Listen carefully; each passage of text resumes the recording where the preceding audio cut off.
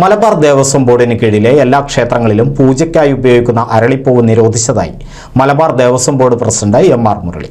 ക്ഷേത്രങ്ങളിൽ പൂജയ്ക്കായി ഉപയോഗിക്കുന്ന അരളിപ്പൂവിൽ മാരക വിഷാംശം കണ്ടെത്തിയ സാഹചര്യത്തിലാണ് മലബാർ ദേവസ്വം ബോർഡ് ഇത്തരത്തിലൊരു തീരുമാനം കൈക്കൊണ്ടത്.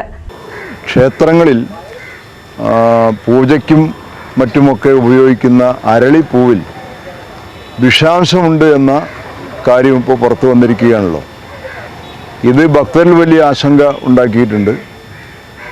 അതിൻ്റെ അടിസ്ഥാനത്തിൽ മലബാർ ദേവസ്വം ബോർഡിന് കീഴിലുള്ള എല്ലാ ക്ഷേത്രങ്ങളിലും അരളിപ്പൂവിൻ്റെ ഉപയോഗം നിരോധിക്കുകയാണ്.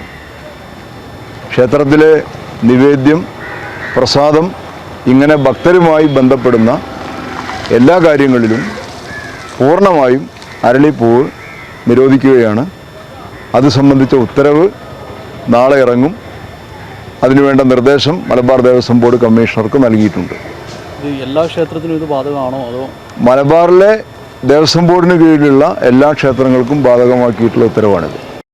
പൂവിന്റെ ഉപയോഗം പൂർണ്ണമായി ഒഴിവാക്കാൻ നിർദ്ദേശം നൽകിയിരിക്കുന്നതെന്നും ഇതുമായി ബന്ധപ്പെട്ട് ഉത്തരവ് ഉടൻ ഇറങ്ങുമെന്നും മലബാർ ദേവസ്വം ബോർഡ് പ്രസിഡന്റ് മുരളി മാധ്യമങ്ങളോട് പറഞ്ഞു.